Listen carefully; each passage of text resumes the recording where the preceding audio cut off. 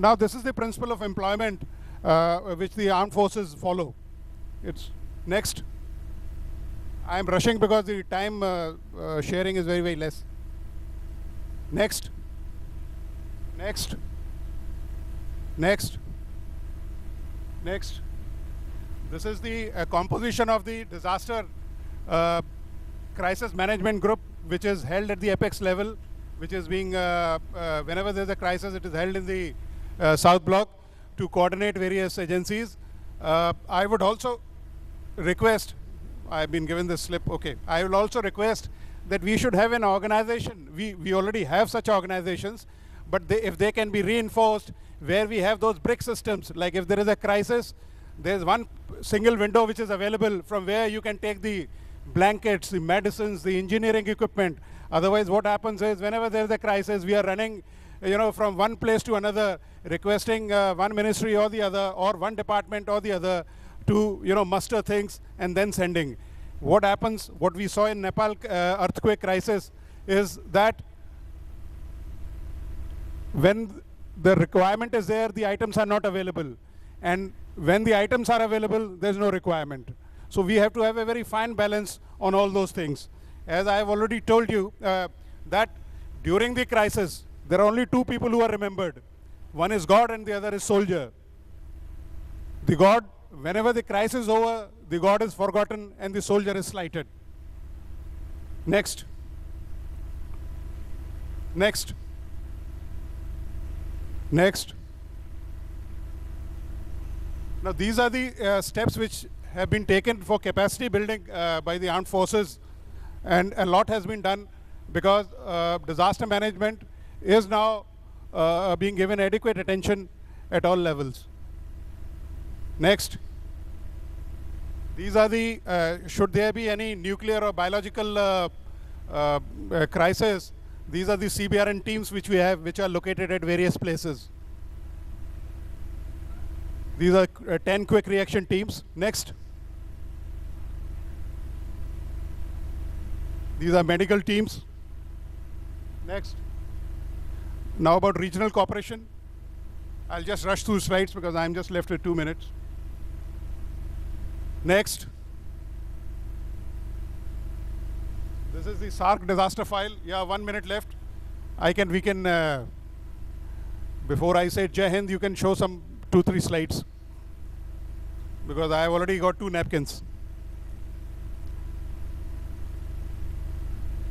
That's all. I think I'll conclude my talk by saying that the aim of such forum is to kindle that fire which we have in us and to know each other, so that if there is any crisis, if there is any situation which warrants involvement of nation as such, we know whom to contact, what to contact, and where to knock the doors. Thank you very much. I mean, it was really enjoyable session which I have attended here. In fact, I attended all the sessions right from the morning till evening. I am taking a lot of points home, and I wish you all a happy stay for today and tomorrow, and wish you a disaster-free world. Thank you very much. Jai Hind. Thank you very much, Brigadier Datta. That was nice presentation, and also reminding of the point that deification of the capacities of army or God or soldier would only make us, make us relaxed or take a back seat. That's why the government of India has taken up the management structure which armed forces use in the time of disaster management to the civil life also. That's why they insist on following the incident response system, and incident response system is more often not followed than known. We know about it, but we don't follow it. Wherever the sun or even the light cannot reach, army can reach. That is because they are trained to be goal directed. And in cases of incidents and disasters, I think the civil administration also have to gear up and do that. And we have to drill a lot, not mock drill, but drill a lot about the using of this incident response system. Thank you so much. Now we have Colonel Kapil Taneja, who would talk about Operations Futkan, DM operations in Ladakh.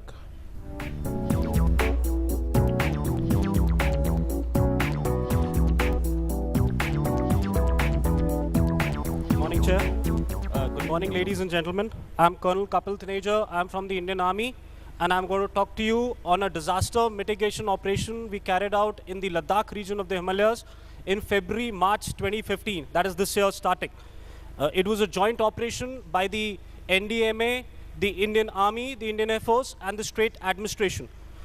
It was a national crisis, but it was not adequately covered in the media.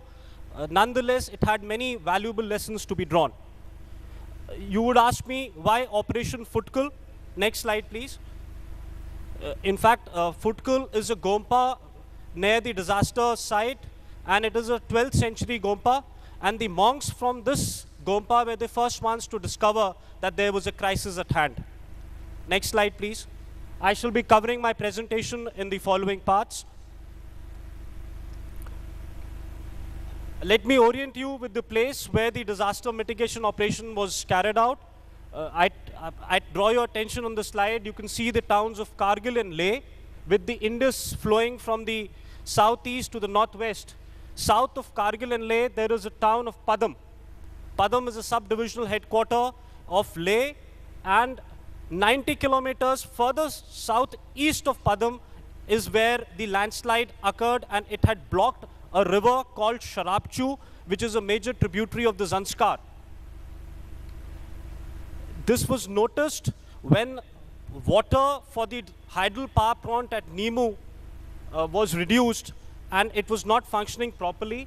And secondly, the Zanskar river is famous for the Chadar trail during the winters and a major source of tourism for the local people there. And because of the low waters in the river, the ice sheet had gone down and there was loss of tourism. And that is when the state government felt there was something wrong. And it was traced to the area of Sharapchu, and the monks were requested to move to that area. Now, from the area of Futkal Gompa, the place was 7 hours of walk, and that is where the monks discovered that there was a major landslide. Next slide, please. This is what it looked like. It had created an artificial lake of 15 kilometers long, accumulated around 30 million cubic meter of water. And there was a real danger that in case this artificial lake was to burst, there would be flooding in the lower reaches of the Zanskar river and loss to life and property. And you will recall, this was immediately after the Srinagar floods, and people were really scared. Next slide, please. This is what it looked like. Next. The remote sensing organization captured the satellite imagery, and this is their marking. And the landslide was 600 meters long, 50 to 100 meters wide, and 50 meters deep from the riverbed. On the 18th of January, the state government ordered an aerial reconnaissance by the experts from the state, and they carried out an aerial recce, and they were surprised to find the magnitude at which the landslide was. And that is when this was referred to the NDMA, and it was declared a national crisis on the 23rd of January. Having declared that, an NDMA expert team was formed from the GSI, from the SASE, from the BRO, from the Central Water Commission. And this expert team, the mandate was given to go down to the landslide area and recommend a solution of what needs to be done. Next slide, please. Another image of this landslide from the satellite. Next slide, please. May I have the next slide?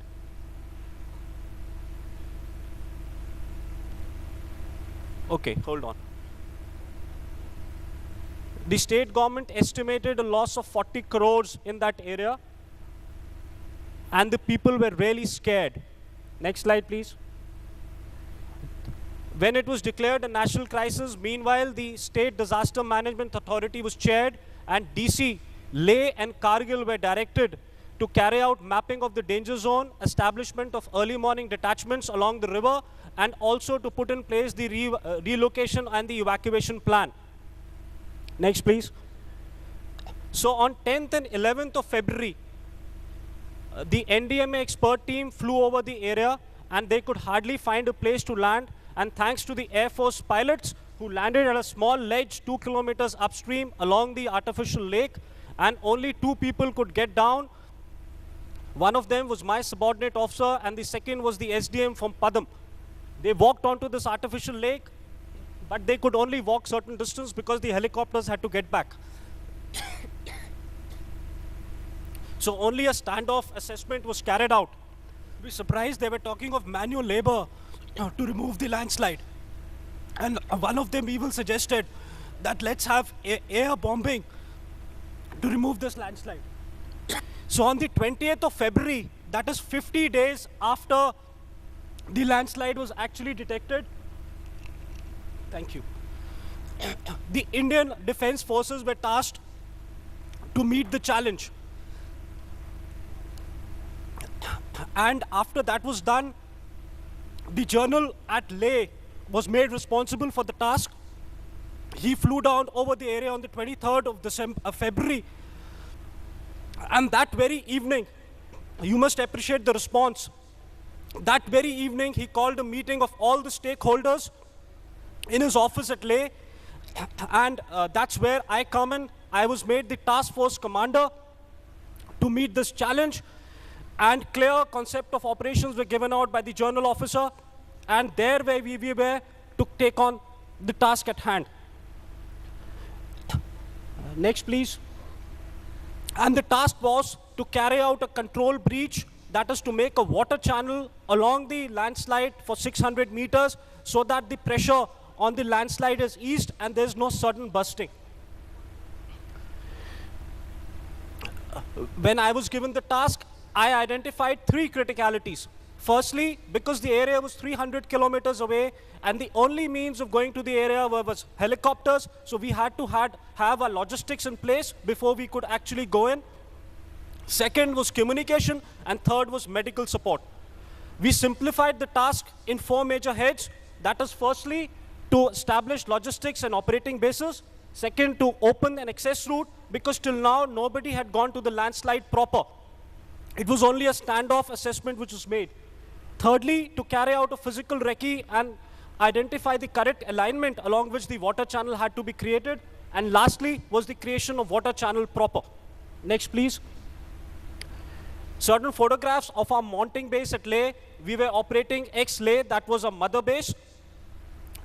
I must compliment the Air Force here.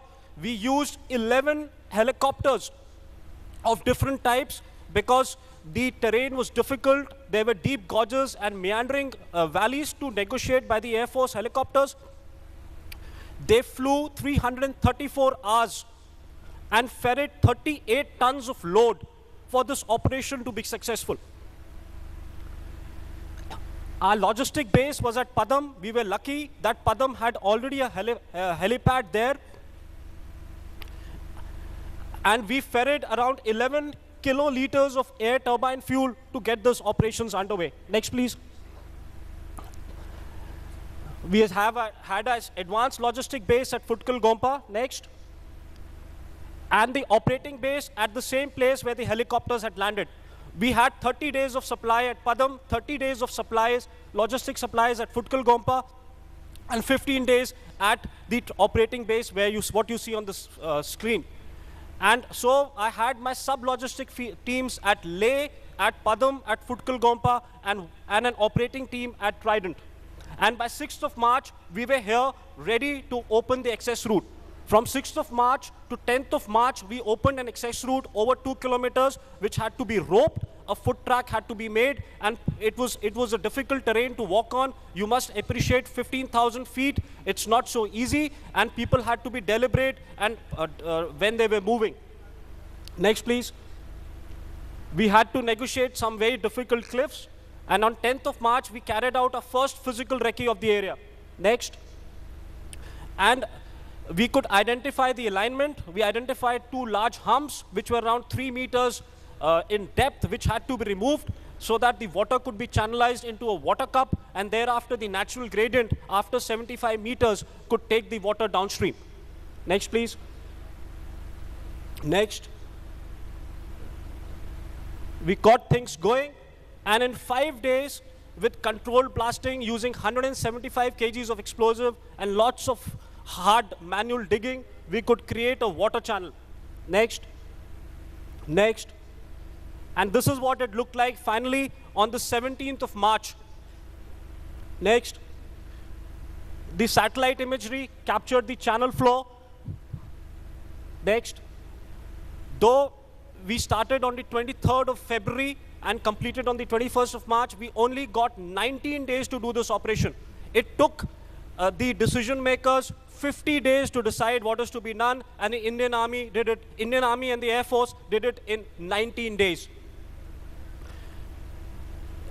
After a month of this operation carried out, the early warning elements of the state government were still there. The evacuation plan was still in place. On the 25th of April, the satellite imagery captured another landslide. On the 8th of March, the landslide finally broke open, and there was water which came into the Zanskar. A number of bridges were destroyed, but nonetheless, because the evacuation plan was in place, there was no loss of life or livestock. Next, please.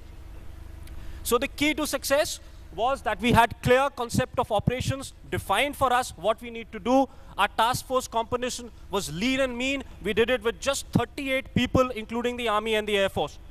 We had a seamless integration of effort and resources put in place. We had a sound logistic, which I've dwelt upon. Communication, redundancy of communication. We had FCHF radio. We had the Inmarsat. We had the LU sets for communication with the helicopters, and we had our own Army satellite sets with us.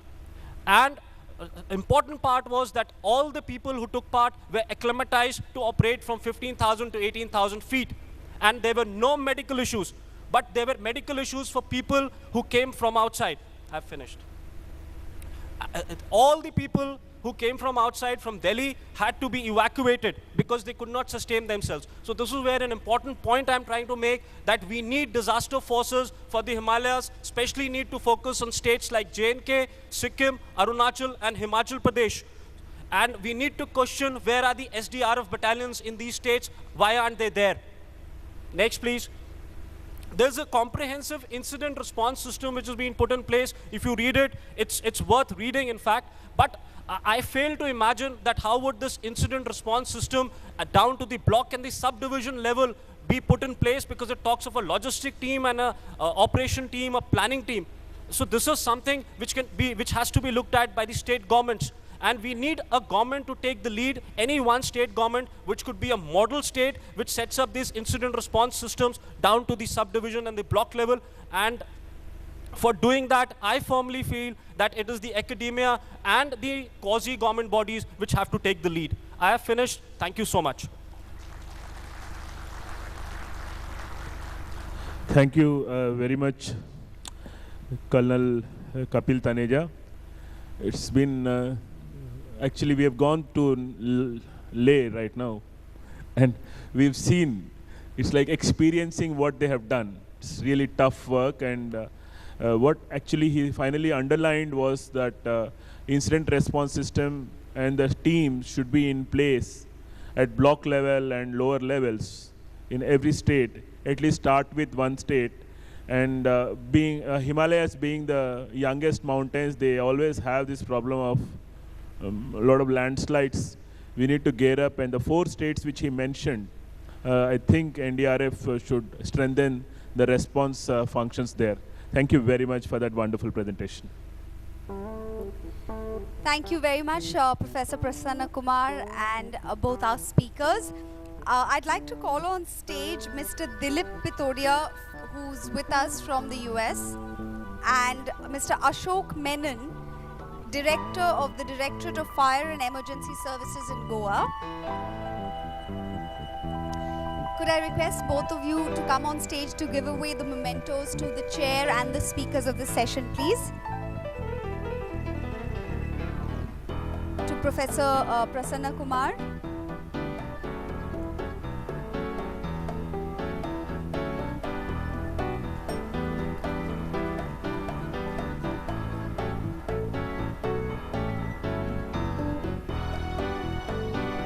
to Brigadier Vinod Datta,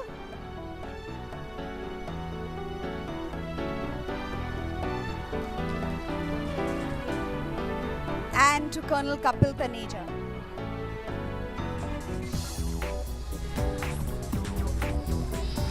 Thank you so much. With that, this session is closed.